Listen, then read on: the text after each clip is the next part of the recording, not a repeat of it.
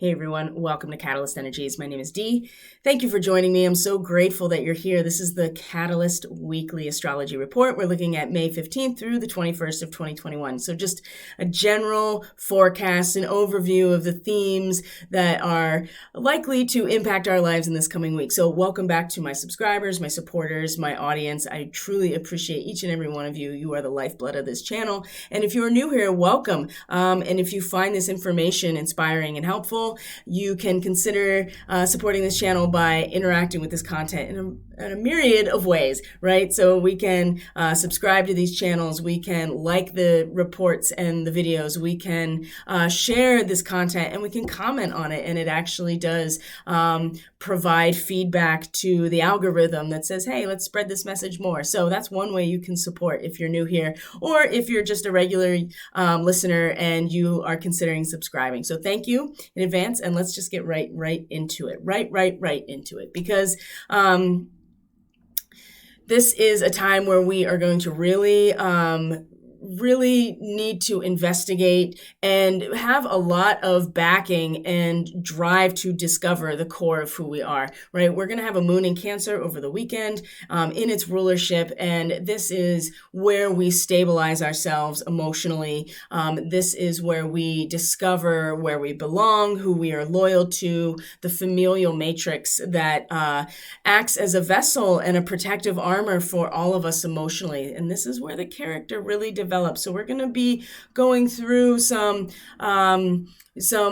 interesting territory over the weekend with Mars in a conjunction with Sirius. So there's multiple starseed activations happening just in this week that we're going to talk about as we go through the week. And it's really going to be leading up to almost this crescendo, this pinnacle point where the sun moves into Gemini at fixed star Alcyon at the very end of this week's report, right? So moving into Friday. And this is really going to then fully activate, I feel like, that this Gemini time, because we have the north node of the north node of the moon in Gemini, we have Venus, we have Mercury about to go retrograde at the end of this month. It is at a degree currently where it is going to retrograde back to. So this time period is going to be really important in terms of developing our character, knowing, being put under some amount of pressure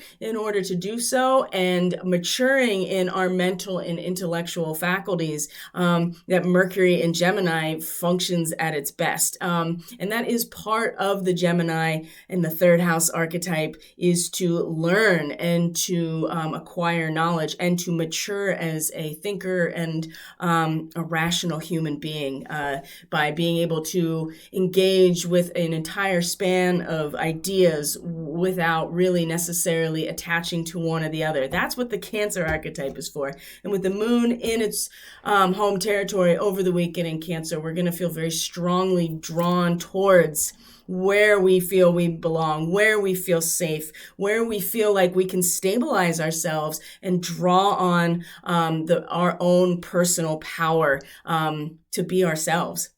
So let's get right into the chart and just have some context here for what this is going to look like as we unfold this week as an astrological mandala, just like every moment is like a mandala within time and space, if we choose to see it that way. All right, guys. So here is our chart actually for this moment. So we're going to take it ahead here to the 15th.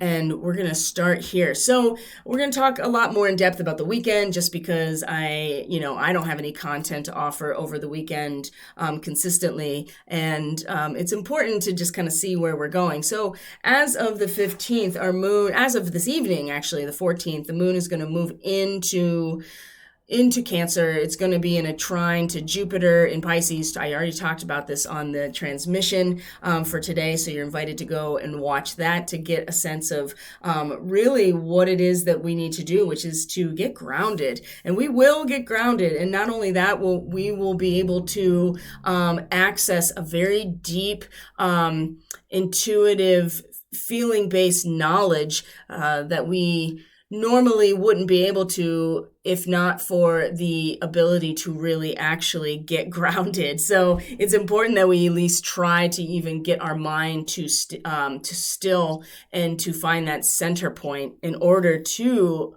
do this work. So one of the main things here that we're going to see on the 15th is that Mars and Saturn are in a quincunx. I talked about this in the transmission today.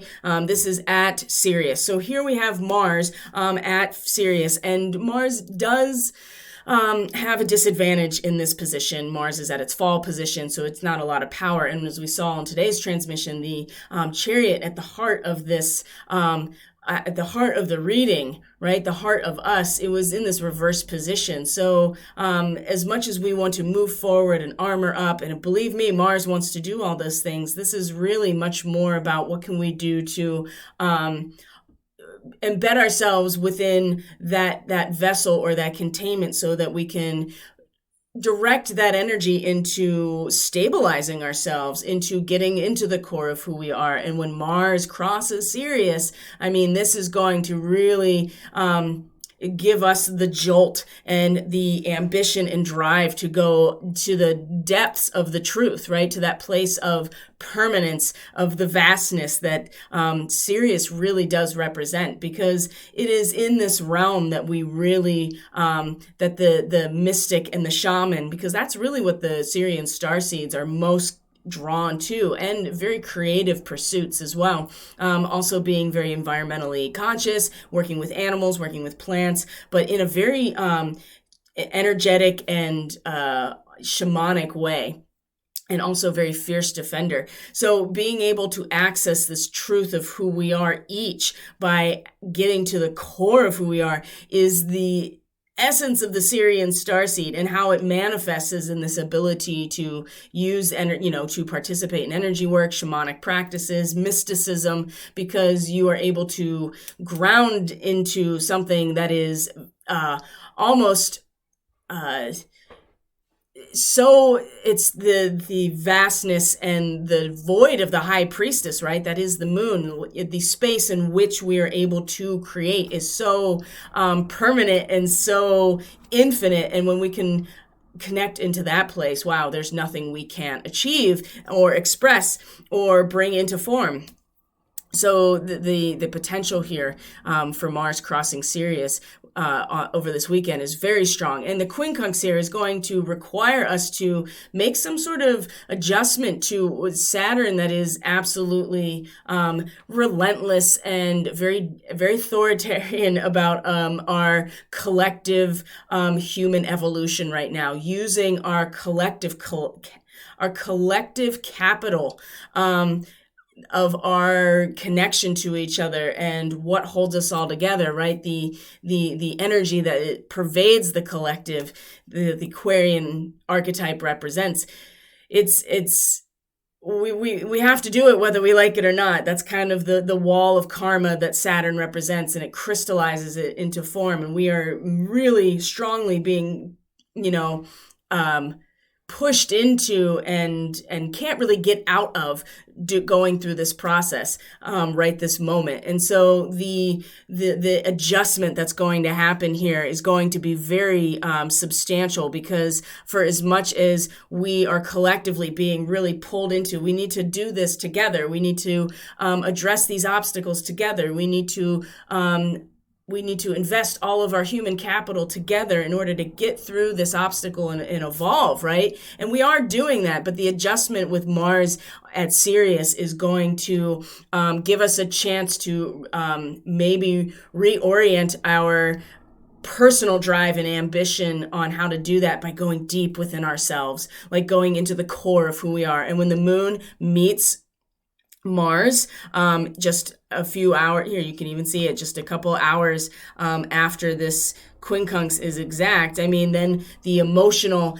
feeling-based aspect, the ruling object of this territory comes in and just like brings it all home. Like it becomes a very familiar feeling to us, almost like how familiar it would feel to be, with like in a womb, for instance.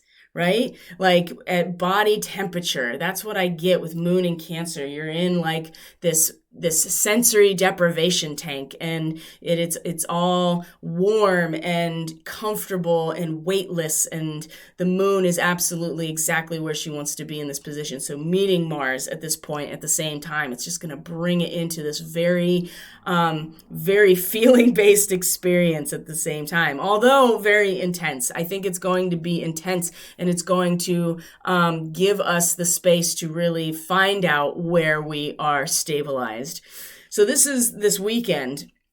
Now, along with this, moving into the 16th is when the moon passes Mars, okay? It passes this point of Quincunx with Saturn.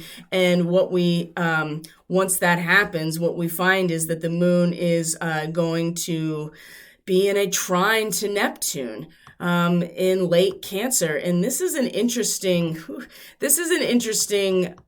I like this degree personally, the 23 degree in the Sabian, all of the Sabian symbols.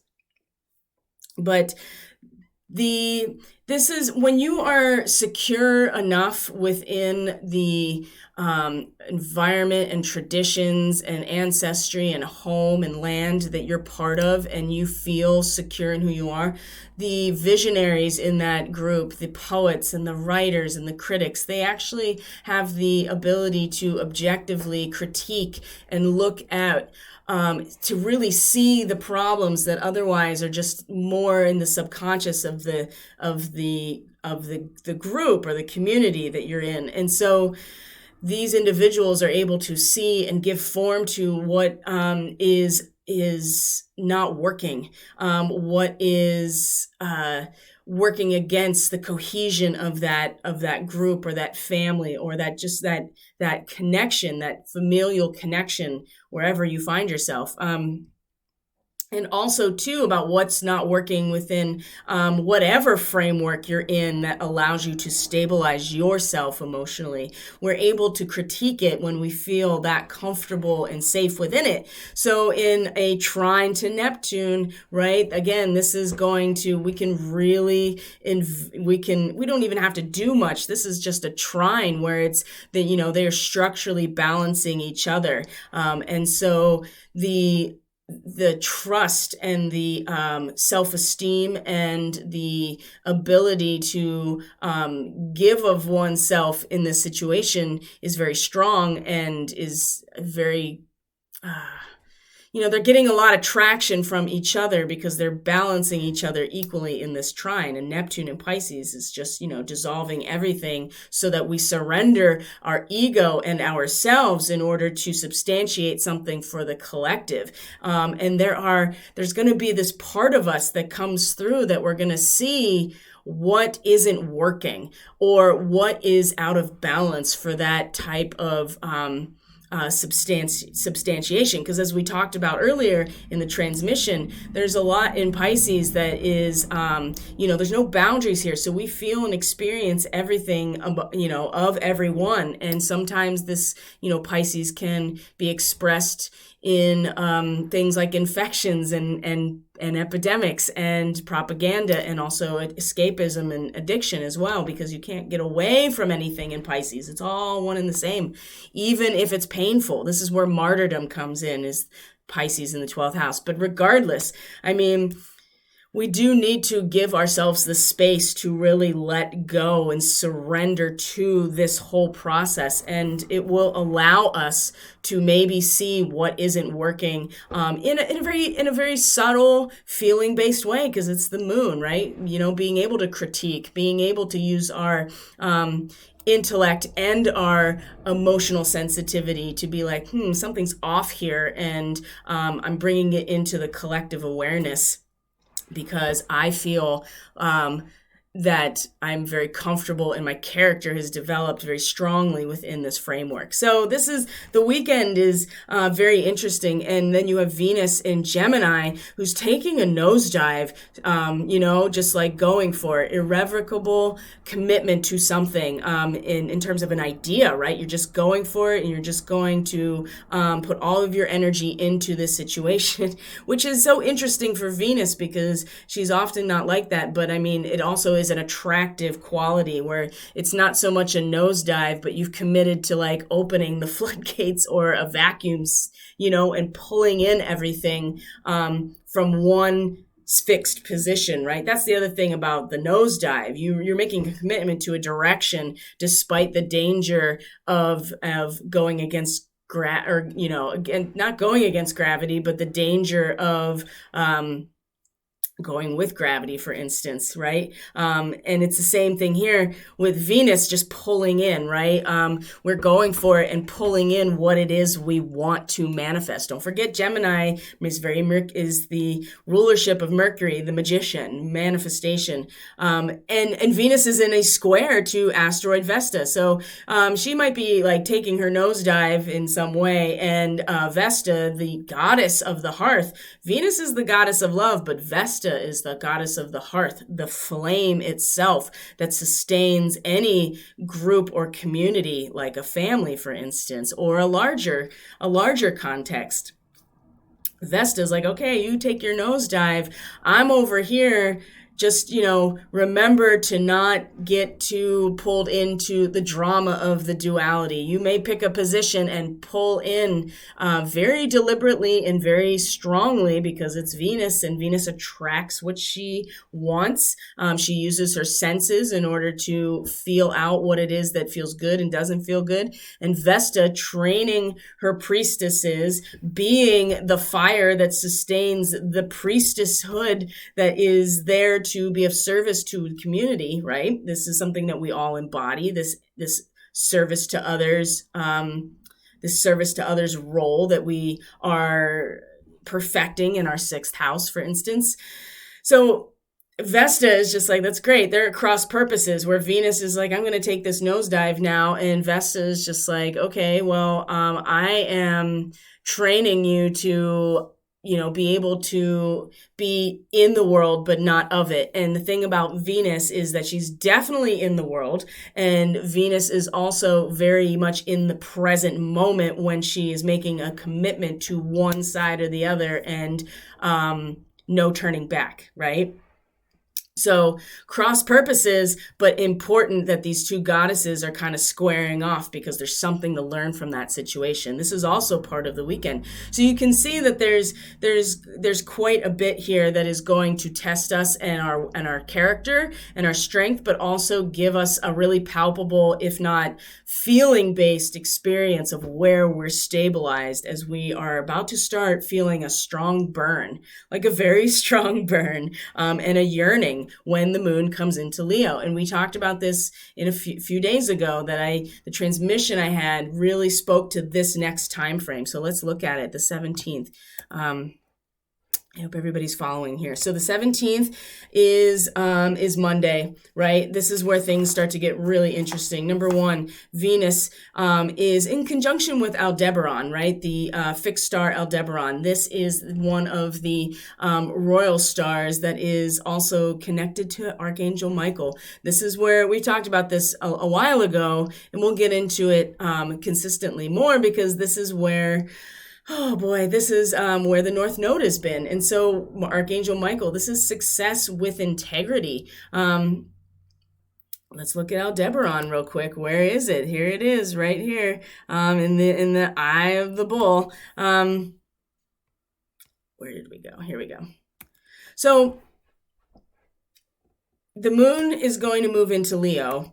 Venus is going to meet the North Node, and we are going to have a very palpable, beautiful experience, and wanting to pull, ready? Like I said, pulling in, attracting to us, using our sensitivity to find that new experience.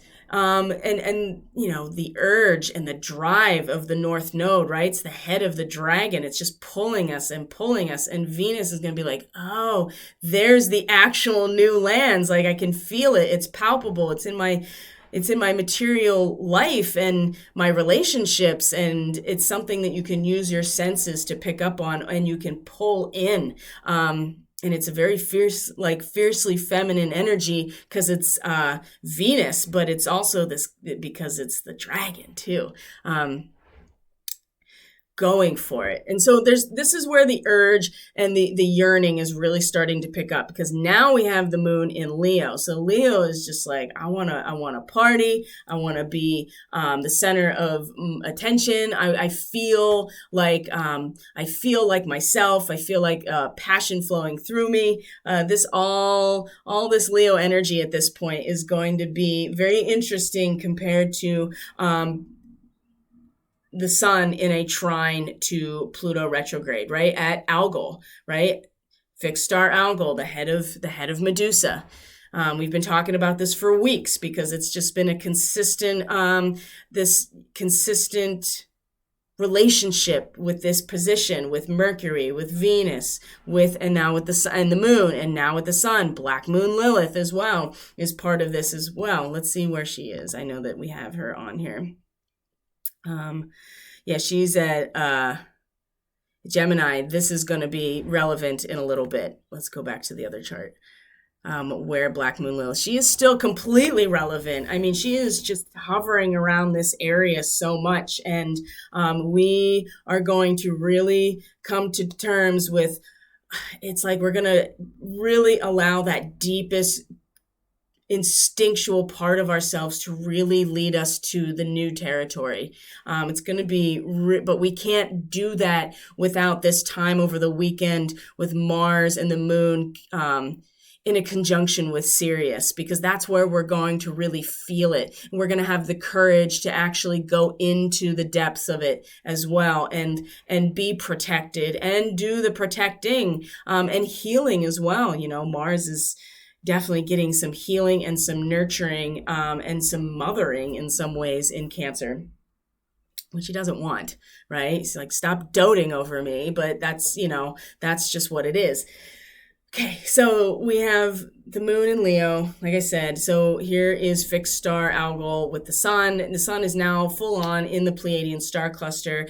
So there's her Pleiadian activation right now. This big portal is opening with the sun at the Pleiades. And so there's going to be so much connection here. And the veil is going to be, the veil will be thin around this Pleiadian connection. We're all going to be feeling that and expressing ourselves through our Pleiadian starseed nature, regardless.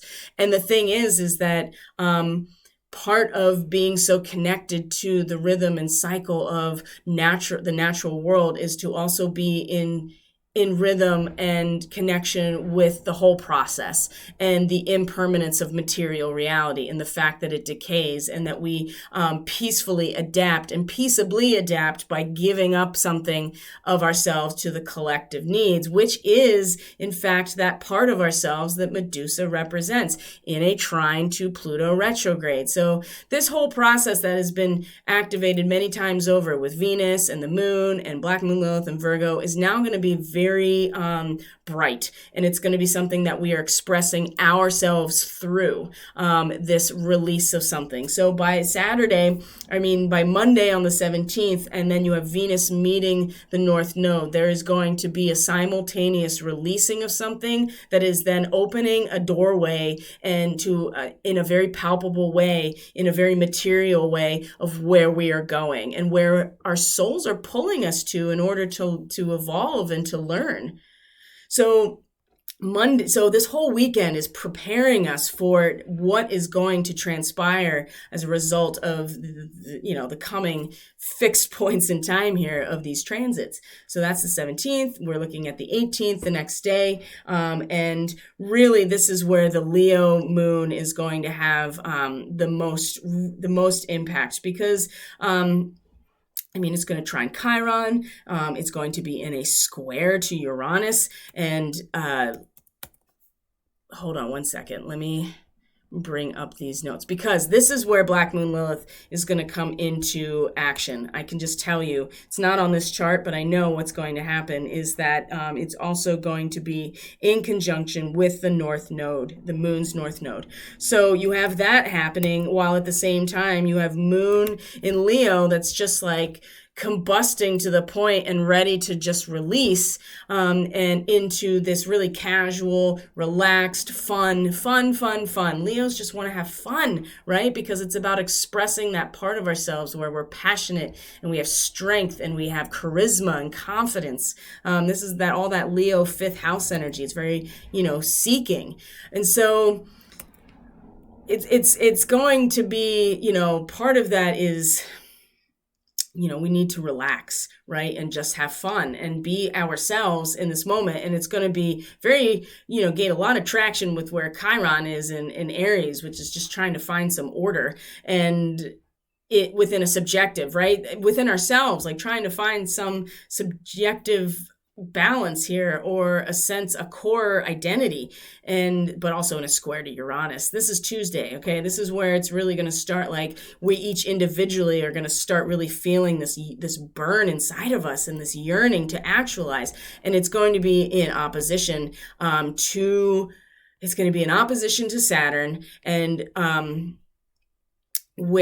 at the same time, Black Moon Lilith is going to meet the North Node. And so this is where, if we have been aware of what is happening over this coming weekend, and we are really connecting to the core of who we are, discovering that, seeing how deep we can actually go, like can we get to the core truth of truth with a capital T within us in order to draw our power from there? Are we able to do that? And if so, then Black Moon Lilith is going to be able to guide us through our gut, right? Through this deep connection. This is, Lilith is the connection to that place. It's through that part of us that connects to the deepest part of Sirius, to that deep part of Cancer. So we can allow that part of ourselves to guide us, to guide that dragon energy towards the newly open lands, the new opportunity, because we're kind of living, and this is still where Eris is in Aries. It's like living in two different places at once, right? The chaos of that is, being able to do this and to manage it. So we can allow that part of ourselves to really guide us, our gut, our self-preservation, and not in a human ego-based way, in something so much deeper that's connected to our very the piece of us that is connected to the truth of existence, right? At the core of who we are. We can let that part of ourselves guide the way, while at the same time the moon is really feeling it. Oh, the moon, we're going to want to actualize, like I said, just have fun, and we want to be ourselves, and we want to be confident and sovereign, and it's going to be put in opposition to Saturn, right? Saturn, the paternal father figure, the judge, right? That's just like, nope. No, we have got to collectively focus on getting to this place. We have to bring all of our human capital together, and the moon is going to be like, nah, dude, I just want to be me. I just want to be me. And this is on Tuesday when this is happening. So, that's going to be fun.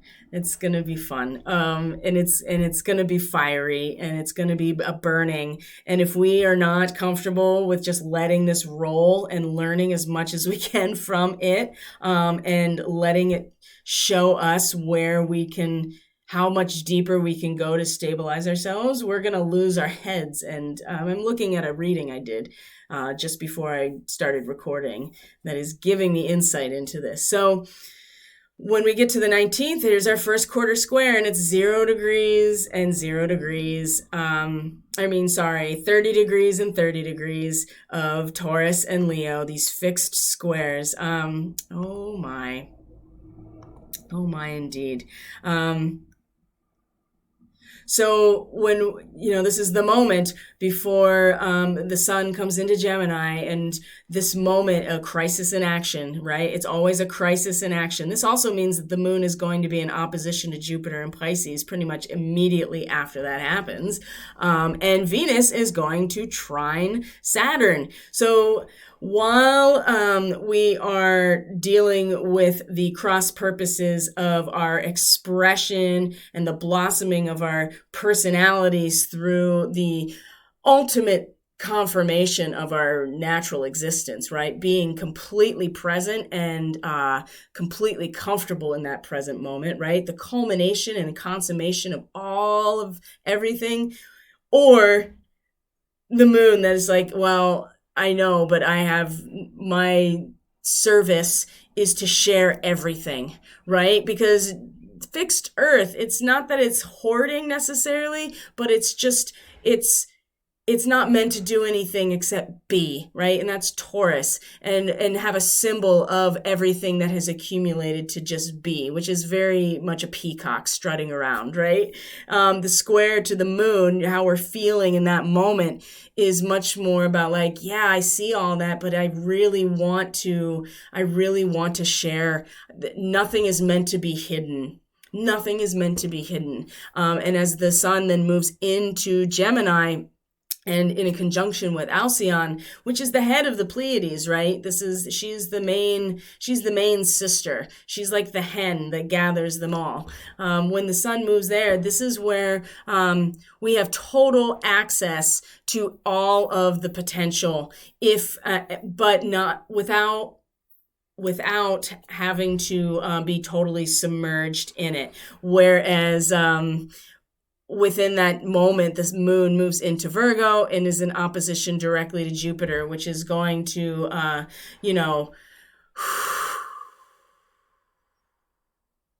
our Virgo moon is really going to be our saving grace during this time.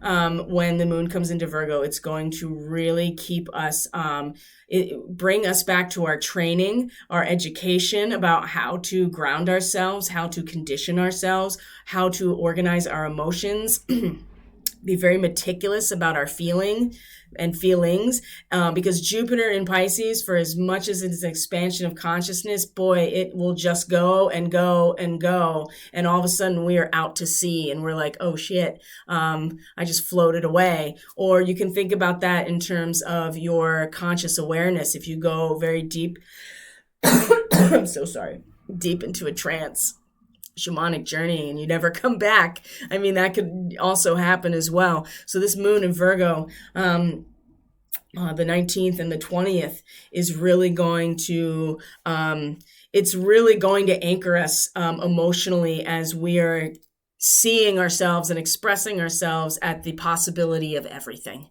right? That first degree of Gemini and fixed star Alcyon at the very tail end of the Pleiadian star cluster. Everything. We have access to the entirety of the conscious planetary mind and beyond. But there's mediation, right? It's a glass bottom boat, so we're not completely consumed. And that's going to be a big part of the Virgo energy, is being able to manage going into that space, because it's very possible. We also have Venus, like I said, in a trine to Saturn. So there's that telepathy again. And then having a very, just the value of it in terms of our evolution. If we can communicate with each other, if we can rise above our social distinctions and our physical barriers and all the categories that, they try to put us in, if we can rise above that and really just meet each other heart to heart, that's very Pleiadian, by the way, then we can really actually, that is our human capital in some ways, is our connection and our sharing with each other. And that will become a very sweet and very, giving and very Venusian thing with this trine. And I think, again, like I said, there's going to be a lot of yearning leading up to this. But once the moon comes into Virgo, then we're looking at the 19th, that first quarter square, the 20th into the 21st.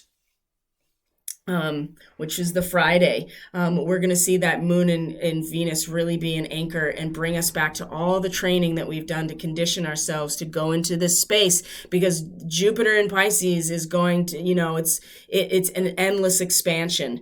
That's the thing. There's nothing concrete about it. And so it is very benefic, and it can give you anything, and it's just constantly expanding on our understanding, but there's no end. And we're going to need need that anchor from that opposition in the Virgo moon. And then what's going to happen is the sun will immediately square Jupiter in Pisces as soon as it comes into Gemini on the 21st. And again, that's the same thing. That's the cross purposes. We will be feeling, we'll be expressing and realizing ourselves through this ability to access the entire collective unconscious, but with this barrier that is keeps us from being completely consumed. Well, Jupiter is ready to have us be completely consumed. And we'll give you all of the reasons, argue in its benefit, right? Of all the possibilities, all of the optimism, all of the good things, right? But at the same time, we can't get lost at sea. It's important that we're anchored into a routine, into physical actions that ground us. And because we're going to need that. We're going to need that during Jupiter and Pisces. It's going to be so wonderful if we use it correctly, but it can also just be so many false promises. Wow. And we want to know what it is that we are engaged with by the time Jupiter meets Neptune, which is later, much later. So guys, that's the astrology for the week. I hope you found this helpful, enlightening. Please consider subscribing to this channel, liking this video, sharing this content, and commenting on how your week is going and any astrology things that you find interesting and want to share. And if you're interested in a reading or energetic support through Reiki or shamanic energy work, the intuitive readings are just really powerful when we mix them together with looking at your chart, and then the intuitive readings that I do, just like the daily medicine, but it's tailored to you specifically, and it usually comes with a half hour or more of energy work and Reiki. So you can do that. I'm on Telegram, I'm on Facebook, Catalyst Energies, and if you go to the website, which is linked in the description box below, you can access my homepage and then get signed up on my mailing list, and that way you won't miss any special announcements about events and presentations and just upgrades to the Catalyst Energies community. So thanks guys, have a great weekend. I really appreciate each and every one of you being here. And I will see you on Monday for the Daily Medicine transmission. Have a great weekend, guys. Bye.